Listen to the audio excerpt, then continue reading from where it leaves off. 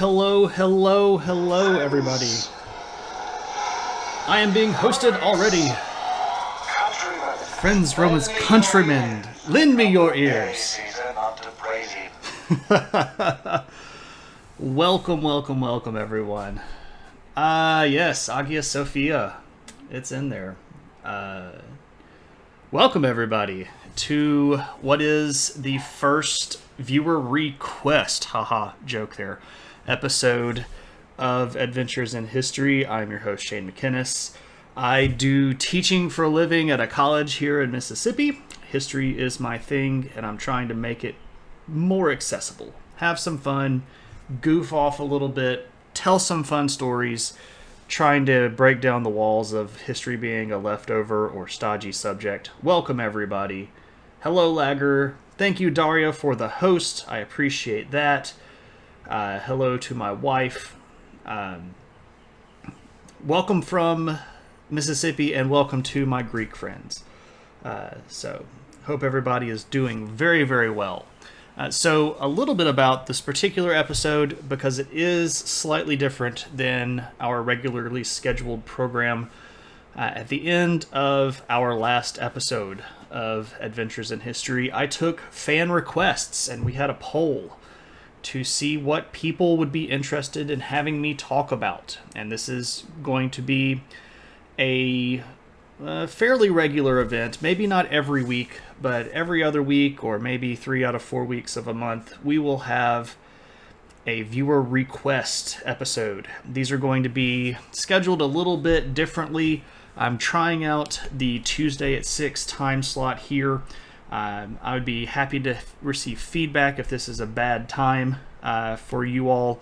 Trying to play out where I should put these.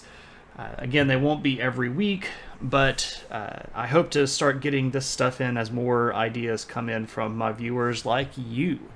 Because not only do I want this to be a conversation where I think we can really sort of open up things that you all might not be as familiar with, I do want to spend some time talking about specifically what you want to learn. So tonight's topic is Slavic mythology and folklore, and I have given us the goofy little title, What If Rod Was One of Us? And you don't know what that means yet, or maybe you do. Maybe you do. I don't know how much you all know about Slavic mythology, but if you already know who Rod is, awesome. If not, strap in. We're going to get there in just a second. Do have a little bit of housekeeping to sort of go through. As always, you can see here my social media stuff. My email address is mckinnistravels@gmail.com. You are welcome to send me whatever you want, as long as it's safe for work. If you see an article about something, or if you just have a question, you want my opinion on it, or some further readings, or some direction on where to go, send me an email. Let me know. If you just want to say hi, send me an email. You can also follow me on Twitter and Instagram at SomeHistoryGuy. As always, I will let you know that my Twitter is not super political.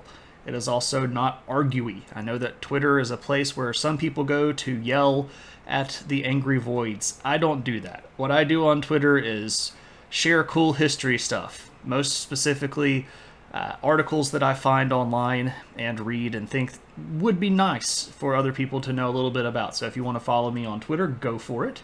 I am the best streamer. I don't know if I'm there yet. I am working towards being the best streamer.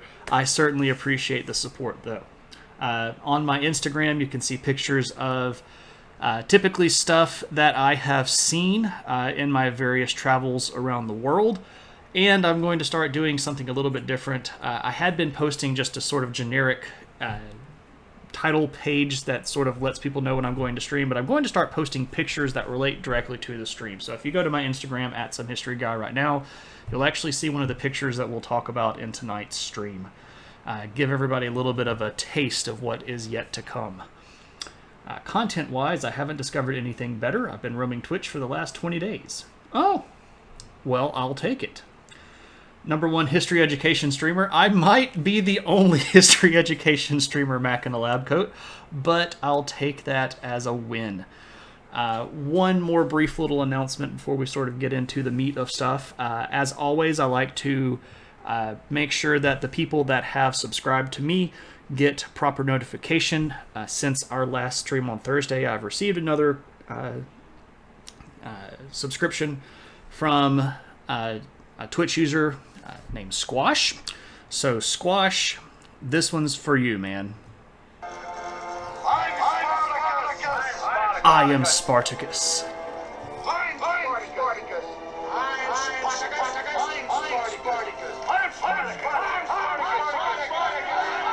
And we can all be Spartacus. And if you would like to make the Spartacus music play, you can hit the little subscribe button down there. If you have Twitch Prime, you can actually link Twitch Prime to Twitch Prime to Amazon Prime. If you have Amazon Prime, you can link it to Twitch Prime, and you can get a free subscription that you can use to the streamer of your choice. If you don't use it for me, use it for somebody cool like my friend Daria Axenova, who is an amazing and very talented and also very nice person. When we are done here, we can probably pop over and see if Daria is streaming. She does amazing detailed artwork, very nice stuff, like it a lot. I gave myself a haircut this afternoon. The quarantine hair was getting way out of order, so I had to give it the old buzz. I'd left it as long as I could handle it. Too many compliments. I will note that Daria yesterday claimed that I was a Disney princess, so bask in my radiant glory. And Daria has a really great pet opossum named Burrito that you can see there. Oh man. Welcome to the channel, Daria. Okay, so let's talk a little bit about Slavic mythology. And this was, again, a topic chosen by our streamers in our Adventures in History stream on last Thursday night. To let you know a little bit, we did have a two-way tie at one point between Slavic mythology and Maya culture. So I sort of gave ourselves a runoff, but then I decided that in order to make sure that I gave the Maya people what they were after, that I would go ahead and designate the Maya as our next request episode. And if you notice here, I have capitalized the Q in quest to sort of play off the adventure thing. And to be telling you the goofy little joke probably spoiled it, but I just wanted you to know that that wasn't some typo up there. Okay, your other half cuts your hair nowadays. I have cut my wife's hair a couple of times. I don't really like it because I worry that I would mess her hair up really, really badly. But she's actually cut her hair quite a bit. We got some nice clippers a few years ago, so pretty versatile, and it saves me a lot of money because, above all, I don't like spending money if I don't have to. Okay, so let's talk about Slavic mythology. Before we get to the actual fun mythology stuff, it is going to be helpful for us to just ask, who are the Slavic people anyway? What are these people? What is a little bit about their history? Where did they come from? And how does this tell us about their history and their lives and their culture? So the Slavic people are originally sort of a larger cluster of people that we've mentioned previously in the stream called Indo-Europeans. And the Indo-European group is going to originate over in this region of the world right here. This body of water is what we call the Caspian Sea. So this is the Caspian Sea, this is the Black Sea, and in this general region right in here, you're going to find a large group of people called Indo-Europeans. And these are going to be people that are going eventually to have cultural ties that stretch all the way from Asia all the way to the furthest parts of Europe. Indo-European people are going to settle in India and Europe, and that's where we get Indo-European from. So you're going to have ties culturally from all the way down here in India, all the way through this Near Eastern region, and up into Europe. And a lot of the linguistic elements that we have in Indo-European history are going to be related to each other. A lot of the words that we have are going to be used fairly similarly. Our grammar structure is roughly equivalent, and the Slavs are going to be in this larger Indo-European typed world. Slavic people, just call yourself Macedonians, and I love you. Well, this is way before Alexander conquered everybody. The original Slavic language that linguists call Proto-Slavic is first going to show up around 1500 BC. And this mark of 1500 BC is actually fairly important because during this period of time there are going to be lots of movements of people.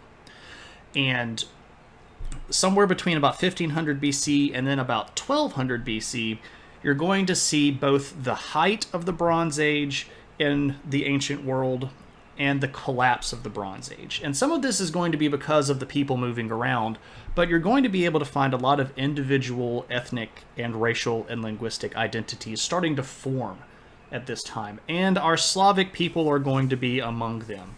And you start seeing evidence of this Proto-Slavic language in this region right around the coastline. Oh, I'm doing this thing again. Right around here, the coastline of the Black Sea, especially into what we would call today Eastern Europe, around the countries of modern-day Ukraine, Belarus, Russia, into what is today Romania, and a lot of the Balkan countries. So the Slavic people are going to start showing up as independent villages and independent physical cultural groups that we can really start identifying as unique somewhere around the 200s BC. And that's going to be well after a lot of the big things that a lot of people know about have already happened, right? So this is after you get Alexander the Great conquering everything. This is after all of the cool Babylonian stuff that we talked about. This is after all of the big Egyptian stuff that we've talked about. This is around the time that Rome is beating the mess out of everybody in the Mediterranean. You're going to start seeing the first independent Slavic people groups forming. And they're mostly going to be in a sort of diagonal region between this northern coast here of the Black Sea and this body of water right here, which we call the Baltic. So if you look sort of in this broader region, right in here, you're going to start finding these Slavic people groups. And there are several different individual cultures that we've named, like the Vibark culture and things of that nature that I could get into, but it's sort of into the weeds. But what's important for us to understand is that somewhere around this 200 BC mark, you're going to start seeing independent Slavic people groups that are going to have independent culture, much more independently developed languages, but they're going to have exposure to a lot of the other big ideas that have been going around, especially ideas that have any sort of contact with that larger Indo-European area. So they have impacts from Iran, especially the Persian people that are here in Iran. They have impacts from the Greeks, who are dominating this Aegean world right in here. And they have influence from the Germanic people and the Roman people. So these Slavic people are going to sort of be in a unique position where they have contacts with all these other different people groups, and they're going to pull from them a little bit at a time. Where the ancient Thracians, closer to the Greeks, the Phrygians, or the Slavs. So the Thracians are probably going to be closer to the Greeks. I think you're right there. The Phrygians are going to mostly be over in this region that at the time would have been called Ionia or Asia Minor, what we call today the modern-day country of Turkey. And the Slavs around that same time are mostly going to be further up into the central part of Europe here. And Greek people had some connection with those groups through trade, especially here along the Black Sea coastline. But the Thracians are going to be much closer both in proximity. So Thracians are over in here in the Balkan Peninsula. So what I was talking about is a series of events that happens. Try hitting the refresh button if my image is frozen. If the audio is working and the image is frozen, try the refresh. Yeah. I was talking about a group of nomadic movements that happened starting around the 200s AD. And this is going to start a couple of hundred years before that in the 200s BC. Over here in China, there's a big unification of China right here, and this starts pushing people around through the northern part of China, that pushes people around through the central part of Europe, and that's going to push people into this larger region over here, which of course is going to be the Roman Empire. So if you know anything about Rome, around the 200s, there's going to be a lot of barbarian invasions. This is part of a much larger sort of mass migration of peoples. And the Slavic people are going to be involved in that migration. And from about the 3rd century AD to about the 5th century AD, the Slavic people that are in this region right here are going to move. And they're mostly going to move down into the Balkan Peninsula, but they're also going to move a little bit further into Central Europe, places where we would have today the countries of Poland, eastern parts of Germany, things like that. So this is actually going to be a very important moment in history for our Slavic mythology, because there are going to be 3 different sort of pockets of Slavic culture. The Avar group and the Bulgar group are going to settle down in the Balkan Peninsula here, and these are going to be sometimes referred to as Southern Slavs. There's going to be another group that settles into that Central European world here in what is again Eastern Germany, Poland, the Baltic countries, Lithuania, Estonia, Latvia. And these are going to be the Eastern Slavs. And then because of some other subsequent migrations of people, there are going to be Slavs over in what is modern-day Russia, especially around the big city of Kiev and Novgorod. And these are going to be your Western Slavs. So these are the 3 groups that are going to be particularly important. And because at this time period of about the 500s, you start seeing the Slavic people as a whole begin to fragment, what you're also going to start seeing is a lot of different flavor in their mythology. So you're going to start getting a lot of different versions of the same stories. So just a heads up, when we get into the actual fun stuff in just a bit, it's going to get a little hairy. By the time we get to the medieval world, and you know, of course, by the medieval world, what we're talking about here are the 500s, 600s, 700s AD, you're going to start seeing independent Slavic countries pop up. And one of the first ones is the Bulgarian Empire, which is down here again in the Balkan Peninsula. You're also going to see a large country called Kievan Rus, which is settled around the city of Kiev. And this is going to be an interesting mix of some Slavic people, but also there's a little bit of Viking influence here. This is especially true after about 800 AD.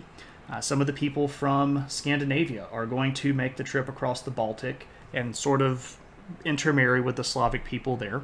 And that's where a lot of the people today that would be living in the area of Russia come from. Are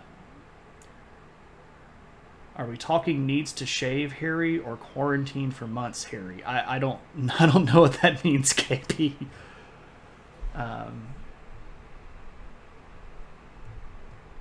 Oh, when I said it gets hairy. No. It just gets confusing because you have lots of different names for the same sort of story. Hairy in a figurative way. Some points are like needs to shave. Some points are like quarantine for months. So these 3 different groups of Slavic people are also going to have different interactions with Christianity. And Christianity is going to be one of the most figuratively and literally impactful elements that influences Slavic mythology.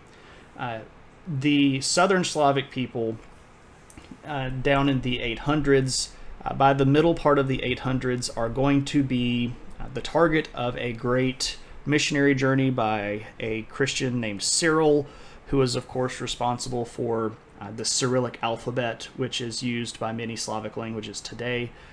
So the southern Slavs are going to begin to Christianize around the 800s. We actually know a little bit more specifically about when the Eastern Slavs began to Christianize, because it happened under the rule of a particular leader named Vladimir I, who ruled in the 980s AD. So Vladimir I is responsible for a lot of the Eastern Slavic conversion. Now, the Western Slavs are going to be much more determined to hold on to what they would consider their traditional faith. And they're going to be the targets of literal attempts at wiping them out. There are a series of Catholic-backed wars that are frequently referred to as the Northern Crusades that are launched against a lot of the a lot of the Western Slavic people, which would be, again, today around the Belarus, Ukraine, Russia area.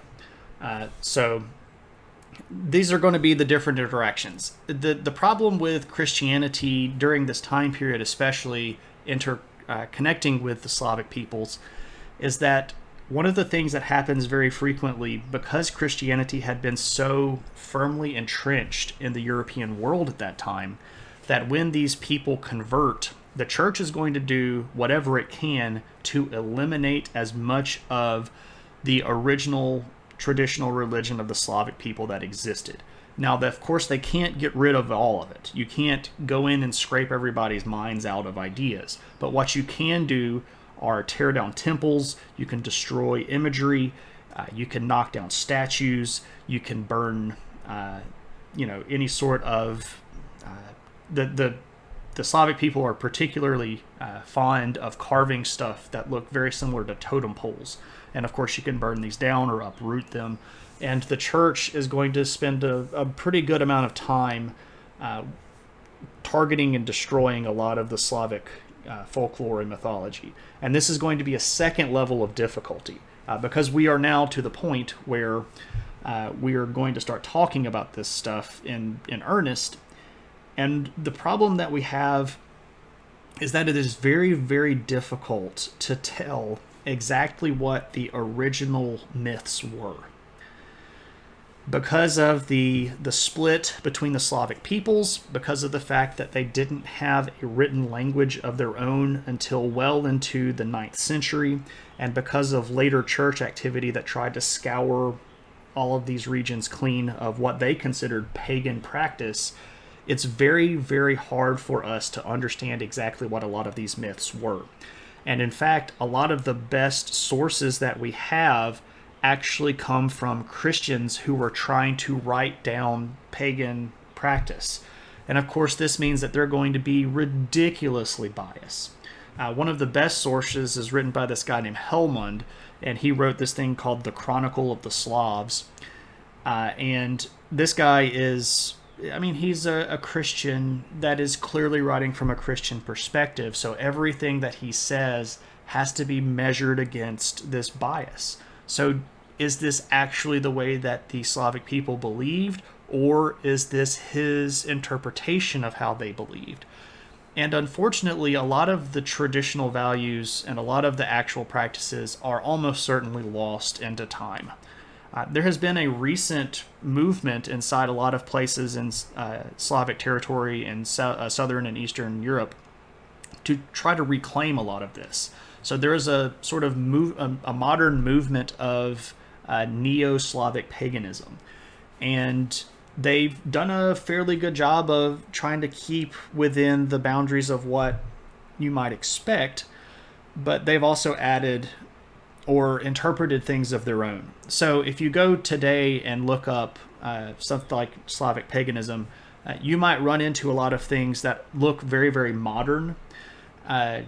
And I'm not trying to criticize the religion by any means, but what I'm trying to say is this is a modern reinterpretation of something that has at least partially been lost in time.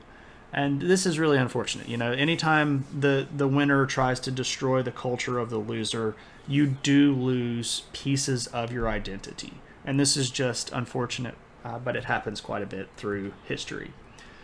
By close, I meant culturally and linguistically. Were the Thracians a nation of Greek stock like the Phrygians or the Paeonians? We know for a fact that the Phrygians spoke a Hellenic language with prehistoric Mycenaean ties to Greek, and from old and Neo-Phrygian inscriptions discovered in Germania. So were the Thracians of Greek, Phrygian stock, or Slavic? Thracians weren't Slavs. Thracians were there before the Slavic people moved into that region. I don't also know how certain we are completely about the Phrygian language. They used a lot of regional hieroglyphics there that are much closer to Semitic languages than they would be to Greek languages. So maybe a little bit less firm ties there. But in the ballpark, I think you've got a pretty good handle on it. But I would definitely say that the Thracians are probably closer to the Greeks than they were any sort of Slavic people. If you read a lot of the old histories that the Greeks wrote, they have about 1 million different names for these Slavic peoples. And Thracians are almost always listed with much more detail than some of these other people groups. Because the Greeks knew more about the Thracians than they did the Slavs. So, there we go. All right, so who are these people? And we can show some photos here because I've done my best to try to find pictures. Again, there are not a lot of archaeological pieces that I can show you here. A lot of the stuff that I have done my best to try to curate for this particular discussion are much more modern. And when I say modern, I don't mean drawn by some guy yesterday. But what I mean is that they are sometimes separated by centuries from the actual items or objects that they were described. So this would be like a church interpretation of a statue of these people. So let's start talking about the deities, and we're going to start with Rod, who is in Slavic mythology the sort of universal creator of everything. And his name is just spelled R-O-D, but it's pronounced Rod. And there is sometimes the rolling R, sometimes it's just Rod, and sometimes you actually kind of hear it say like almost like an AW, so Rod. And this is because the Slavic language has lots of different ways of being pronounced. But the crazy thing about it is if you just look up Rod, you can also see him listed as this guy here, Crodo, which is a Latinization of his name. But you can also see Prabog, which is a Slavic term basically meaning pre-god, because this guy is the originator. He is the first of the gods. He is the guy that created both the universe and everything in it. He also created all of the other deities. So he is responsible for literally the creation of everything. Croto Baggins. Yeah. So he's the supreme or the original god. He's the progenitor of all of the other gods. And this is a pretty good example of some of the stuff that we were talking about a little bit at the end of last stream, how new gods push out old gods. Because it's pretty clear in the evidence that we have archaeologically that Olrod here was the guy. But he's going to end up getting pushed out of power by a newer god that we'll talk about in just a second. And at that point, Rod seems to be much more interested in just sort of running the universe. So instead of being involved in the day-to-day activity on Earth, Rod is going to sort of be the guy that holds the hand on the tiller to keep the universe operating. So how old is this mythology? I was battling with technology and missed it. So that's a great question. Some of this is going to tie all the way back to what we would consider Vedic religion in India, which comes from somewhere around 2000 BC. Now, I would say that most of the individual Slavic flavor of it is going to show up later, probably somewhere around the 1000 BC to the turn between BC to AD. So the stuff that we're talking about here is not going to necessarily be directly intelligible to some old, stuff that you would find in India, but you're going to see some of the same words. And I'll point this out in just a second. Yeah, the Slavic religion, and basically it all goes back to the Indo-European religion. So the Indo-European nomadic religion is going to be the roots of the Vedas, with the Aryan migration into India, a lot of the Iranian or Persian religions, and a lot of the religions of people in what at that time would be called Eurasia. So, yeah, lots of ties back in history for these ideas. So the cool thing here about Rod is that this image here is clearly it's not an actual statue, but it is a sketch of a statue, and it seems based on inscriptions and other fragmentary evidence and a few statues that do exist, that this seems to be the way that Rod was frequently personified or shown. And this is important for a few reasons. Most notably, he is holding or displaying elements that are going to represent the 4 elements of Earth, right? So here you have a solar disk, which of course is going to represent fire. His scarf here, or his waistcoat, is billowing in the wind. This of course is showing that he is the master of wind. He is carrying a basket. Sometimes this is full of flowers. Sometimes it is full of produce, but either way, the idea here is this basket is going to represent Earth. And of course, he's standing on a fish, which is your representation of water. The wheel in the sky keeps on turning. Exactly. We don't know where Rod will be tomorrow. Probably everywhere, because he runs the universe, though.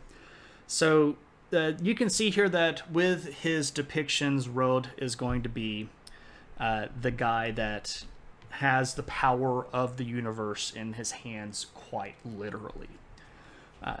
So, Rod is a pretty cool guy. Now, I said that Rod is going to be kind of pushed out of power. And that's the easiest way that I can say that his popularity is superseded by this guy. And I know that this looks like a back scratcher. But why is he standing on a fish? So that is representative of Rod being the master of water. So the fish is the water element there. Who and at what time recorded the Slavic paganism with the deities' names, etc., the Byzantines, the Romans? This would have been first written down by Byzantine Christians and then later Roman Catholic Christians from Central Europe. But almost all of this would have been written down somewhere between 900 and 1100 AD, which is quite distant from when a lot of these people even practiced some of this religion. Kilted Preacher says that Rod was surfing. He may be the patron god of surfing. We don't know. Okay, so who is this guy, and why is he sitting on a stick? Well, this is a representation of the sort of new leader of the gods, and his name is Perun. Sometimes you'll hear this Perun, sometimes it's Perun, kind of like almost that E is an A. And again, there are different ways to spell and say his name. But this guy is going to be the new guy to the scene. And Perun is going to be the Slavic thunder god. He is also the god of the rains, which of course ties him in with crop fertility and stuff like that.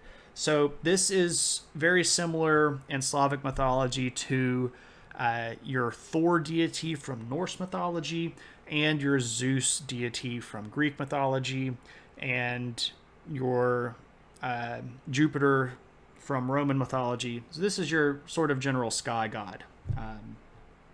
I'll make some people angry and say you're Yahweh, thunder god.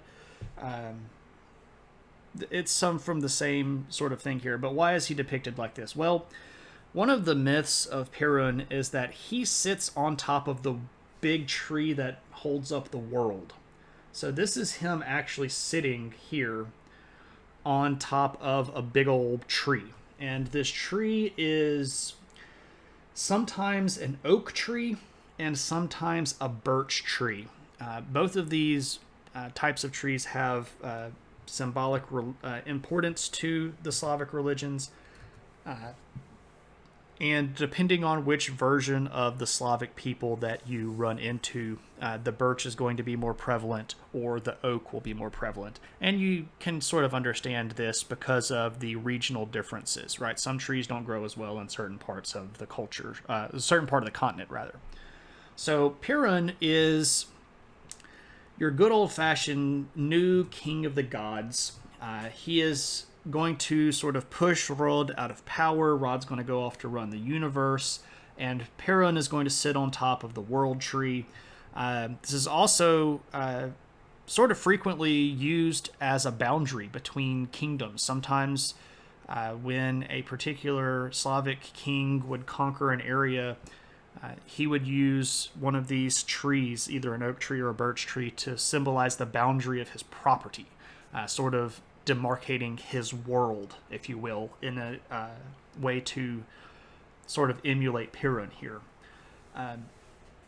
Perun has a wife who is sometimes called Divana. And this word here, and this is where fences came from. Right, he's the god of fences. The idea of a boundary is that Perun is sort of sitting on the boundary between the living world and the underworld. And there's a really neat little story that I'll tell you in just a second about Perun and his sort of arch nemesis, this god named Veles. With his wife here, we actually see this root word diva, which we use the word diva today to sort of mean lots of things about flashy stuff and fashion or movies or something like that. But that word actually is used in Vedic tradition in India as well, meaning various uses, but always associated with some sort of supernatural being. So you're going to see in his wife this root word. Now, Divana is also sort of tied to the rain and fertility, especially. She's also seen as the bringer of spring. There is a little bit of an overlap here with a sort of a Greek story where she has to come and go between the overworld and the world of the dead. But Perun is also going to have ties to another goddess named Mokosh. And we'll talk about her a little bit later because she's actually quite important to the larger story. So one of the problems that we have, again, is that we have lots of different stories about the same gods that come from different parts of the world. So Tony called Loki a diva, so multiple entendre. Hey, perhaps. I don't know if they were smart enough to pick that up, but maybe. I'll take it.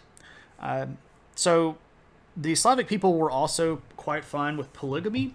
So we don't know for certain if Perun was married to both of these women goddesses, or if one of them was his preferred wife in one of the parts of the Slavic history, or if Mokosh was more like a sort of a tempting figure, because Mokosh is also going to be tied with this other god Veles that I keep mentioning here.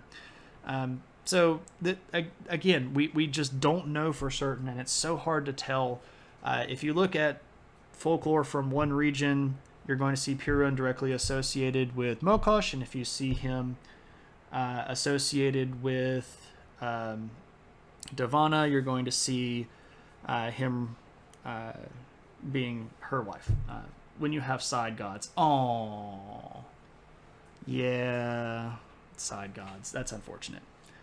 So, anyway, Perun is a pretty cool guy. His arch nemesis is the god Veles. And I had a really, really hard time finding a picture of Veles, and the one that I found is not particularly...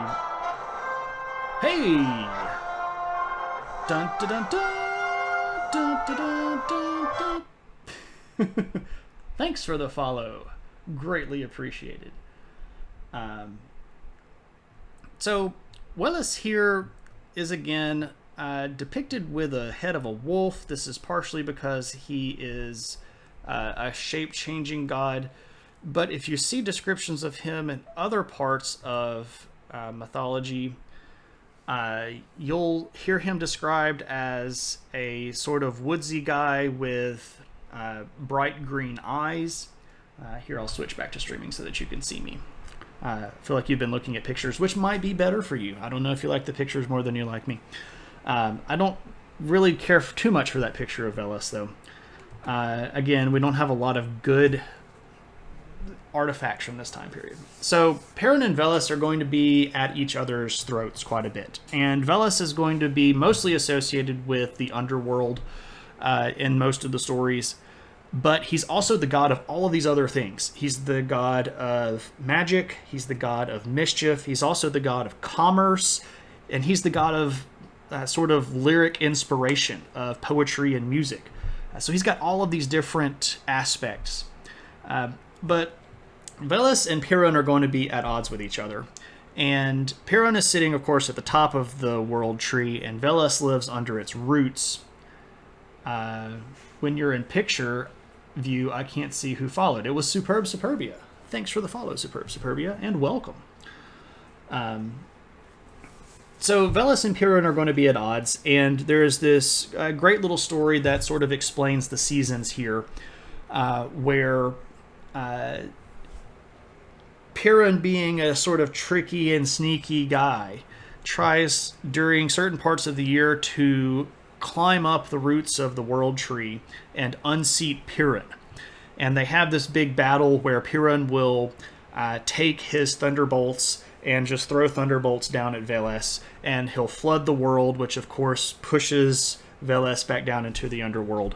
And of course, as you can tell, that this is a sort of that good old-fashioned cycle of the seasons myth that these guys are wrapped up in. The goddess I mentioned earlier, Mokosh, is also sort of attached to Veles at periods of time, being one of his consorts. There you go. So there are some other gods, and the thing about the stuff that I've just talked about is these are fairly well organized. Or those deities common amongst all the Slavic nations. And see, that's the thing. Some Slavic nations put more emphasis on certain gods than others. We have about 24 different names. There's Stribog, the god of the wind, and Svarog, the god of fire and forging. And I'm going to go through a few more that are sort of kind of the high points. But we don't really know too much about a lot of them. We have references to them, and we have a few artifacts maybe and some folklore left over from the post-Christian era, but it's really, really hard to sort of pick out what's accurate and what is sort of conjecture. So we can sort of hit a couple more high points where I can be what I would consider fairly firm, meaning that I feel pretty good talking about this and giving you a little bit more explanation, but I'll actually point out a couple of things that we just don't really know. So let's talk about Dajbog. Dajbog is the god of the sun. He might be the son of the sky god, but we're not sure. He also is sometimes in a twin relationship with this other god named Jutrabog, which is the god of the moon. So sometimes in mythological cycles you will have sort of the twin concept, and in what might be the most familiar ones, you have Castor and Pollux, or Gemini, right? So you have this concept of twins. And in Slavic mythology, sometimes you'll see Dashbog and Jutrabog being represented as twins, but sort of like the opposite of the coin. So Dashbog being the god of the sun, and Jutrabog being the god of the moon.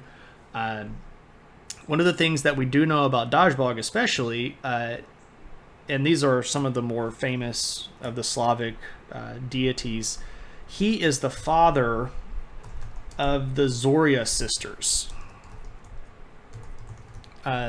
There are two Zorya sisters, and I cannot for the life of me pronounce their names. I won't try because I'm not so great at pronunciation. But if you can dodge a ridge, you can dodge a bog. Oh man. That is horrible, but also awesome. You guys. So there is a Zorya sister for the morning star, and there is a Zorya sister for the evening star. And they sort of help their father Dashbog as he progresses through the day. Sometimes Dashbog is shown as a young man during the morning and then an old man at night, and he ages as the sun moves across the sky.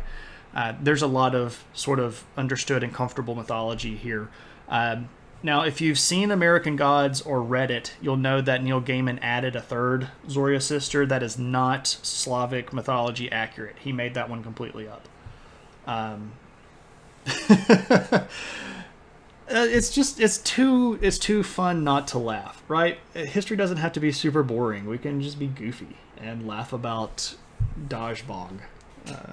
Dashbog does sound like a heavy metal band. That would actually be a pretty great name for a metal band. Anyway, so another cool thing about the Zorya sisters that is not necessarily so widely talked about, you see them referred to as the morning star and the evening star quite a bit, but they are actually the holders and keepers of this giant destroyer god called Simargl. Who is sometimes shown as this giant ravenous dog, but in other Slavic cultures he's shown as sort of a big winged lion that is also devouring. But Simargl is chained to the North Star Polaris. And Simargl is sort of watched over by the Zorya sisters. And the story goes that if the Zorya sisters ever fail in their watching, that Simargl will get loose and he'll eat Polaris and usher in the end of the universe. So let's all hope that they don't fail on their watch. You're making a Simargl sculpture for your boyfriend? Nice! Simargl is not always just this horrible ravenous thing. He also has a family and children and is related to some of the other things, but Simargl. Oh man, that is a very obscure reference. I don't even get that one, man. You're gonna have to explain that one for me. Smargl once eats, Smargl gets food. Well, hopefully he doesn't eat the universe. There's a little bit of overlap here with the concept of having this ravenous god chained up, and if it gets loose, it destroys the universe, with Fenrir from the Norse mythology. So there are, again, some ties here between a lot of these. So in this mythology, they thought stars were stars. That doesn't make sense. They thought stars were distant. They thought stars were distant objects. So the stars, in a lot of senses, were actually deities. Like the Zorya sisters were very frequently related to Mercury and Venus as the morning and the evening star. So they were literally seen in the sky, and people would go, "Oh, there's the morning star watching over me," as a star personified. But sometimes stars were actually just sort of stars. So it's an interesting set of mythology. I really like this stuff. Any connection with Smeagol? Not that I'm aware of. but I'm now very interested in knowing that because I'm a giant Tolkien fan. He does eat the shiny thing at the end. Perhaps. All right, so let's move along a little bit. Now, one thing that I do want to talk about here is this concept of Chernobog. Chernobog and his opposite, Belobog. So, Chernobog is literally translated to black god. By the way, bog is the Slavic word for god in most of these. And Belobog is your white god. Now, in the modern sort of reworked and resurrected Slavic mythology, these are much more developed ideas. The concept of Chernobog and Belobog is very, very nebulous in what we concretely know about old Slavic mythology. And the references that we have to them are very, very few. We're not certain if the black god and the white god are sort of aspects of other gods or if they are fully unique, independent concepts on their own. There is evidence to point both ways. Probably not, but there is a deity called Radagast. Radagast is actually pretty popular in a lot of the stuff, and I think he's the patron saint of a city. Isn't there a city called Radagast with an E? Isn't Chernobog the demon at the end of Fantasia? Yes. And also a boss in Kingdom Hearts video games. Which I adore. I haven't played 3rd yet, so no spoilers. Anyway, so do we know who Chernobog and Belobog were? Do we know Radahost is the city? Okay, thank you. Do we know a lot about them? It's hard to say. Are there stories that sort of refer to them one way or the other? Yes, but they don't line up always. Again, part of the problem with trying to piece together Slavic mythology is that you have so many different stories. And we don't know if Chernobog and Belobog were fully fleshed out ideas or if they were just sort of concepts that are applied to other things. Some people say that Chernobog and Belobog are actually other aspects of Piran and Veles. I don't know if I'm down with that, but again, we don't always have all of the information that I would like. Haven't played Kingdom Hearts 3 yet either, and it was so long ago that I played Kingdom Hearts 2. I don't even remember what happened. Where would you be from? Radagast is the word trained. Welcome guest. Yeah, the god of hospitality and feasting. Cool stuff. All right, so 2 more real quick. We have Lada, or Leda, who is the goddess of beauty and motherhood. She is another goddess who is part of a twin set with Lado, who is sometimes you'll see these people almost these 2 gods almost played off like Artemis and Apollo. I don't necessarily care for that too much, but we do know that they were depicted as twins. Lada is our goddess of beauty and motherhood, and we'll wrap up our gods and goddesses discussion with Mokosh. Sometimes you'll see this pronounced with an A at the beginning, so Makosh. I read in a source book that Belobog was also called Matersfa. Yeah, and see, this is another thing. Like, we don't know if Belobog and Chernobog were sort of honorary titles, right? So my name is Shane, but some people refer to me as teacher, right? That doesn't mean teacher is an independent god. That just means that teacher is a title that belongs to me. So we don't fully know if you get that full-fledged independent Belobog and Chernobog. Now, in later Slavic cultures, they do become much more fleshed out in a lot of the stories they do. And in the modern stuff, like the actual Neo-Slavic paganism that's going around, you do get much more developed concepts of Belobog and Chernobog. Sort of like Odin and his 30,000 titles. Yeah. That's a fair assessment here. So he's the Old Father or the All Father. and he shows up in lots of different ways. Mokosh, an Assyrianish, again. Yeah, so again, you have elements here from your earlier Indo-European titles and a lot of this stuff. So Mokosh is the protector of women, and she is the great mother who has the duty of watching over mothers. And you're very frequently going to see her depicted, and I couldn't find a good depiction that I felt was accurate to historical stuff.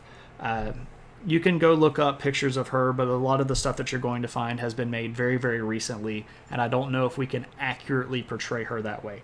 But what we do know from earlier reports in history is that she was almost always depicted with some sort of household duty, with either like spinning fibers into thread, or making clothing, or doing embroidery, or raising a child. So Mokosh is sometimes seen again as a consort of both Perun and Velesh. She's also associated with Smargol, that big devouring god that might destroy the world. So there's that stuff. I've got the puppy in here with me, and she just heard me knocking on the table, and she went into woof mode because, anytime you make a noise, you got to woof at it, right? Okay, so that is the deity portion of the stream. I do have a few elements from folklore that are sort of high points. I will tell you this. In the folklore section, you're going to be able to find a lot more of these stories complete. So what I don't want to do is give you the entire story and spoil the ending. What I do want to do is give you a little taste of some of this folklore stuff in the hopes that it will encourage you to go look these stories up and read them on your own. Some of this folklore is truly really good stuff. And a lot of the stories that come out of Slavic folklore are going to be lining up with a lot of things that you might recognize here. So I don't want to give you all of the stuff. I'm going to talk about some figures, and I'll talk about some of the kind of the big highlights here, but I don't want to give you the entire story. And if you were hoping that I was going to give you the entire story, I'm sorry. I don't like spoiling stuff. I don't like things to be spoiled for me. But I promise you that if you go after the stream and Google any of these names, you'll be able to find the whole story in translation, and you'll be able to read them in full. And they're good stories. All right. So let's begin with probably the most famous figure, Baba Yaga. Now, you're going to see the word Baba used quite a bit in Slavic folklore, and there are dozens of them. There's Baba Mater and Baba Yaga, and you can just see like Babas all over the place. Sometimes this is a word that gets applied to people that are witches, but sometimes it also can just be applied to old ladies, maybe your grandmother. You and your primary sources. I know, they're so good. I love primary sources. No, this is distinctly not John Wick. When the movie John Wick translated Baba Yaga as Boogeyman, that was a bad translation. John Wick is a guy, and Baba Yaga is distinctly a lady. So I don't know if I would tell John Wick that he's being called a woman's name, because he might kill me with a pencil. Your demeanor, your knowledge, and your method of throwing arguments make people love books and history. Well, I certainly hope so. That's the end goal. If people can recognize that this stuff is a lot cooler than it might seem, a little bit of winning there for me. All right, so I feel like John Will would be super chill enough about it. You're a dog person after all. Yeah. Okay, I don't want to play that scenario out. I don't know if I would be... I feel like I'm more comfortable in a world where John Wick doesn't exist, because I would probably be dumb enough to do something unfortunate and completely unintentional that would end up with me getting whacked. Okay, so let's talk about Baba Yaga. So Baba Yaga is a witch. I do have some pictures of Baba Yaga, or a picture here that I'll show of Baba Yaga. If I can get back over here. Let me get rid of Velish. By the way, the reason that Velish here is shown with a wolf's head is that he also has some connections with the moon, and sometimes you'll see him sort of creeping out from under the world tree at night in the guise of a wolf to hide from Perrin. Can I tell you an example of neo-paganism, American neo-paganism? Comic books. That's my opinion, though. You're welcome to throw one in the chat. So here is a good old picture of Baba Yaga. A few things about her that are sort of standard. She's very old. Sometimes she can actually appear very beautiful and very young. And she's associated with the mortar and pestle here. She rides around on these. Now, I did not choose to select a picture of the chicken-legged house that she lives in, but she lives in a chicken-legged house. Chuck Norris, New Era deity. Yeah, close enough. So you're going to see Baba Yaga with the mortar and pestle. You're also going to see her with skulls, and you're going to see her with this chicken-legged house. And it's very frequently part of folklore stories that people in need of something will seek out Baba Yaga. And Baba Yaga is a person that can sort of see into your essence. And if you are asking her favors because you are a good person, she will help you. And she might ask you to perform some favors in exchange for service, or she might give you a little bit of a test of wit to see if you are worthy of being helped. But if you go to her and ask for help and she recognizes that you're a bad person, she quite frequently eats you and then displays your skull around her house. And this is probably where you're going to get the John Wick kills everything. Daria says she was originally a fertility goddess. Yeah, so the concept here of petitioning Baba Yaga for something as a favor, like I need a child, or we need our crops to grow.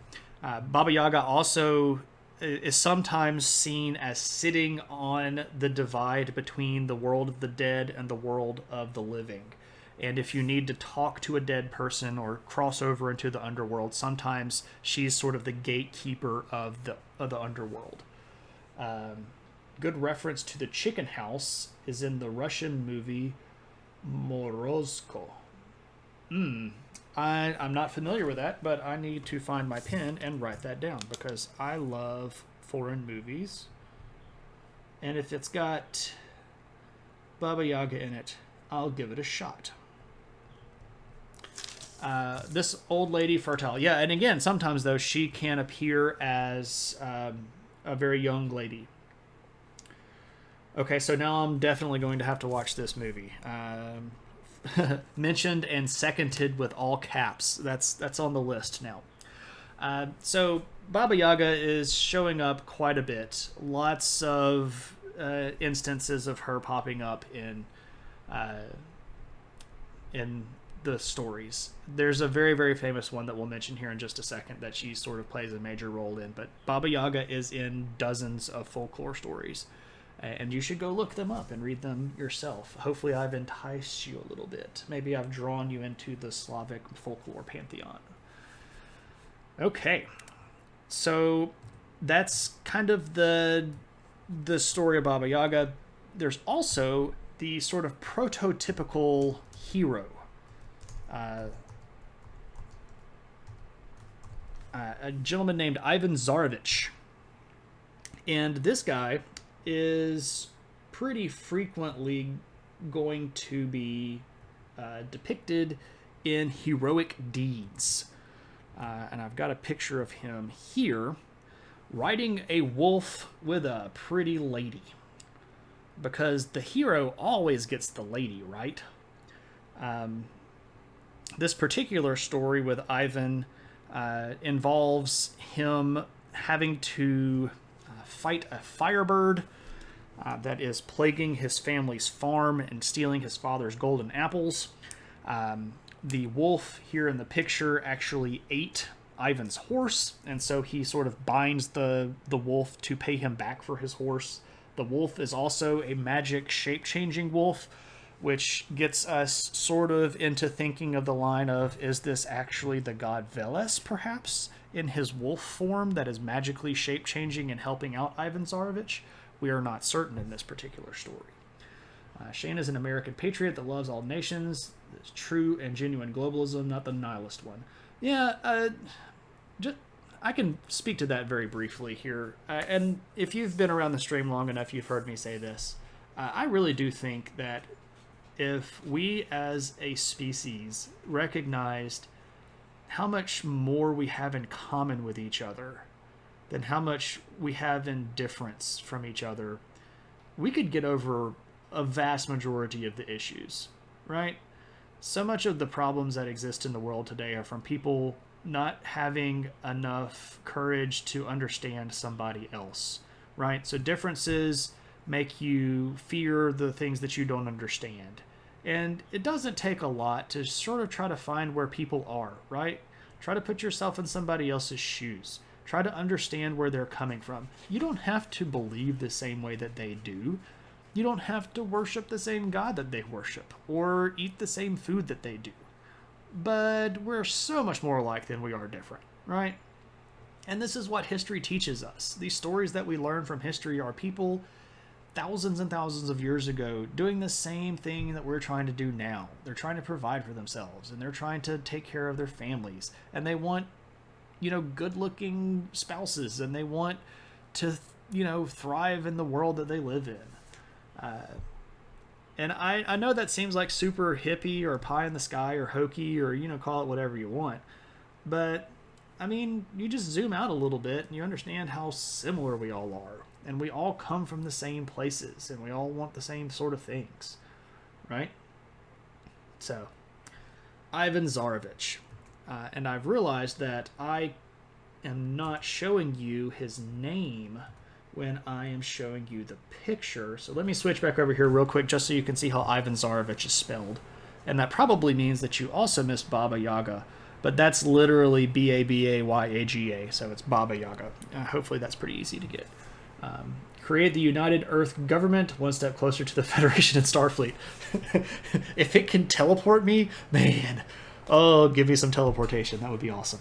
Also, holodeck history would be amazing, as long as it didn't crash like it always used to do in the Next Generation and get us stuck in there. We don't need holodeck crashes. Anyway, so this is Ivan Tsarevich. One of the most famous stories about Ivan Tsarevich is when he is going after sort of one of the big bad guys of Slavic folklore, a guy named Koshi the Deathless. And I'm so bad at typing because my brain doesn't work the right way. So Koshi the Deathless. Koshi is a demon that is immortal, and the great story here is that, again, I'm not going to tell you the whole thing. I'll just give you a little bit of the taste. So Koshi has a beautiful young woman in his thrall, and Ivan goes to save her. And it's really cool stuff. And Baba Yaga's involved.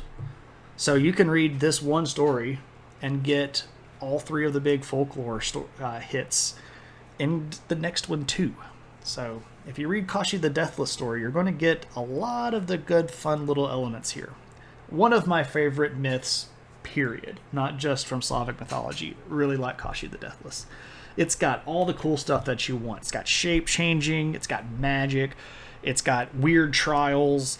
It's got super fast super horses.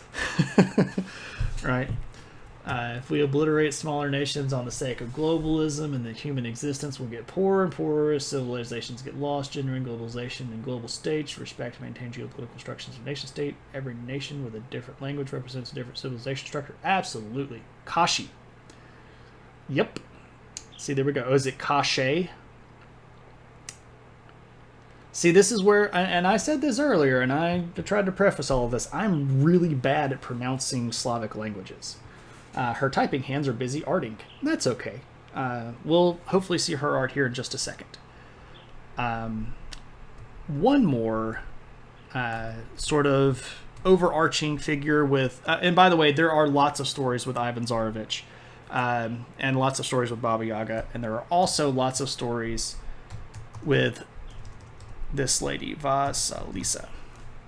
Vasilisa, who is frequently referred to by several different names. Sometimes you have Vasilisa the Beautiful, sometimes you have Vasilisa the Wise, sometimes you have Princess Vasilisa. And I gave a little bit of that one away, but that's one of her stories. But Vasilisa is again, sort of a frequent figure inside of Slavic mythology. You get to see her in lots of different stories. I'm trying to switch over to the picture that I have of her. There we go. And let me show that picture. Here we go. This particular story involves, the photo that this particular story comes from involves her going to Baba Yaga's house. So all of these weird skulls that you see back here on sticks are the victims of Baba Yaga. And yeah, okay, so I lied about the chicken house thing. There's Baba Yaga's house in the back. So Vasilisa is your prototypical heroine. She is very beautiful. She's also very cunning. She's also very strong. There are lots of very strong Slavic women in both the deity section and the folklore section. So pretty neat stuff there. Vasilisa is in, I know for a fact, at least 4 stories that I've read, but I know that there are other ones out there that I have not read. But you can find stories with Vasilisa too. What does Vasilisa represent? She is your good old-fashioned heroine. Not the drug heroine, but female hero. Vasilisa means queen. Well, she ends up... Oh, I don't want to give that story away. There's a reason for that. I'm digging this and Baba Yaga's art. Is it from a book?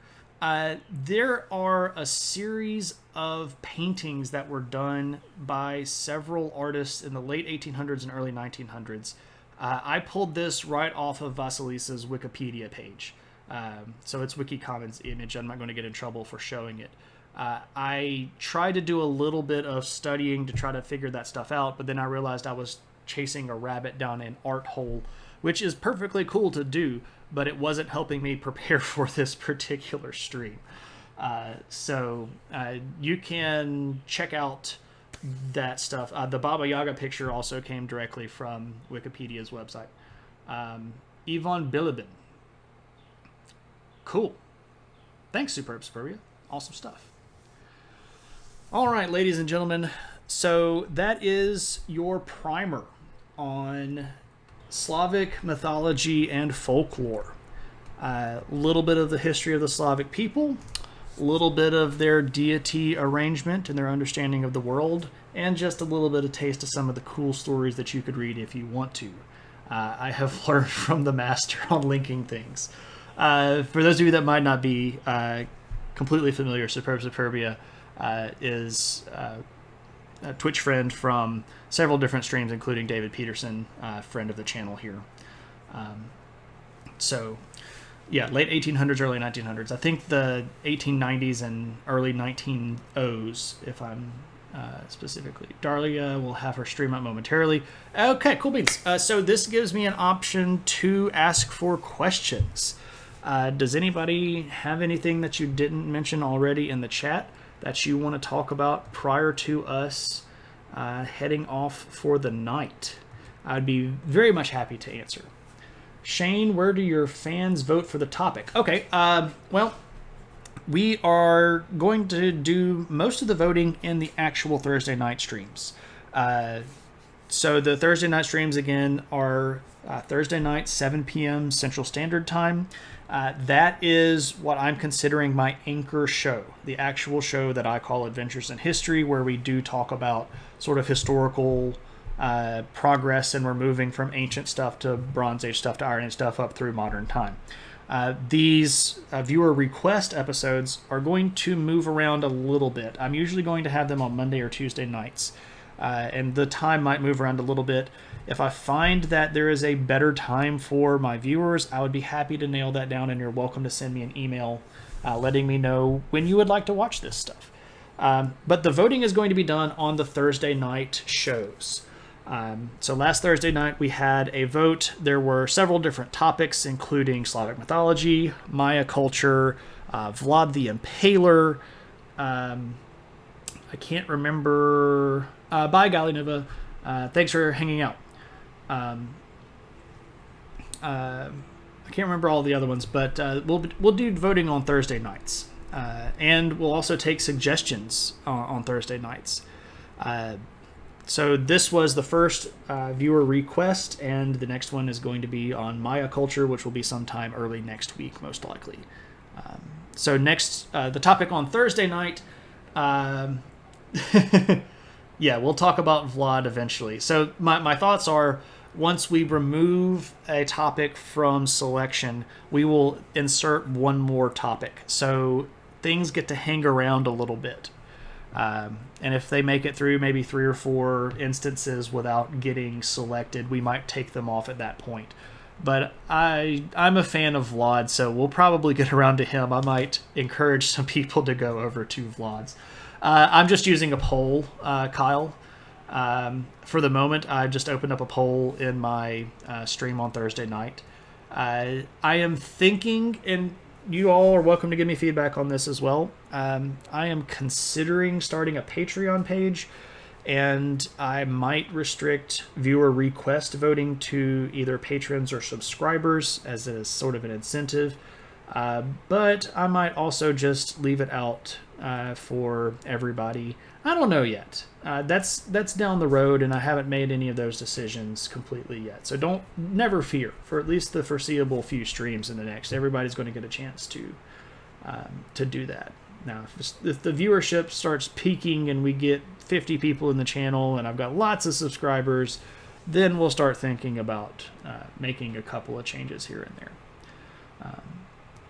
You would have absolutely voted for Vlad. Well, he'll come around. He'll get a shot. He would be a great stream for Halloween. Oh yeah. But I might actually do a stream on Halloween that's about the history of Halloween. That might be neat. I bet a lot of people don't know about carving turnips. Or maybe you do. Maybe you know all about Samhain and Day of the Dead and all that fun stuff. So, all right. Anybody else have any questions? Let me see if I missed any. I feel like I missed questions. I scrolled way too far back. Lagger, what you were saying about nation states deserving autonomy, absolutely. People deserve to live their culture. As long as this culture is not super bloodthirsty and killing everybody else, as long as there are peaceful people that can live peacefully with other people, I think we'll be okay. Some elements of stuff need to be shooed away. What does Vasilia represent? She's the prototypical hairline there. The art stuff. Where did the fans sort the topic on my stream? There it is. Do Chernobog and Chernobyl have the same linguistic roots? That's a great question, and I'm not sure. I know Cherno is the Slavic word for black, so maybe. Considering Chernobyl is in Slavic territory, that's I would say that there's a pretty good chance that those are linked somehow. I don't know what Chernobyl means, though. Carving turnips. Yeah, so the original... Oh, no, you almost got me into giving away the secrets. if you want to know about carving turnips, you'll have to either stick it out till Halloween and when I do my special Halloween episode, or you can dig it up yourself. All right. Birthday is right before Halloween. Awesome. Today the Greeks are honoring the Pontic genocide. Yeah. See, this is the stuff that I'm talking about, where we have parts of people's culture that are clearly negative, that don't need to be allowed to happen. I'll find out on Halloween, I guess. All right, ladies and gentlemen. Well, if there are not any other questions, I am going to bring us over into friend of the channel and frequent raid in receiver. Junk Collector is now following. Thank you very much. The great little whip thing there. You have questions? How many questions? His story. There's David Peterson. How's it going, man? Swooping in at the end. I finished my task of breaking down boxes. Awesome. Awesome. Well, David, you swooped in right as we are about to swoop out. Swoop, swoop. So we've been talking about Slavic mythology, lots of cool gods, lightning throwing, shape-changing wolf things, Christians killing people, all of that fun stuff. All right. All right, ladies and gents, I think that's going to wrap it up for us. So we are going to hop over and raid Daria Axonova Art. Bill, Chernoz, you said, means black. Bill is translated as was. So was black. Huh. Okie dokie. I maybe the soil was very fertile there and it used to be black. Yeah. Cool stuff. It's like trying to work up nerve to raise your hand in class. No. This is not class. No. This is a conversation where everybody is welcome to speak and talk and do your own thing. For one more awesome lecture. Maybe it had coal. Maybe so. All right, ladies and gents, let's do some raid. I'm going to hit the little button here to start the raid. What should we yell? Do you want to yell seeking? I don't know what we should yell. We could just yell, I don't know. Let's just go raid. All right, ladies and gentlemen, I will see you all next time. Baba Yaga. Okay, that sounds great. Let's yell Baba Yaga. We shall do so. All right. Thank you all so much for attending. I'll be back Thursday night, 7 p.m. Central Standard Time. We'll talk about Indian history, not Indian with a feather, Indian from the subcontinent of India.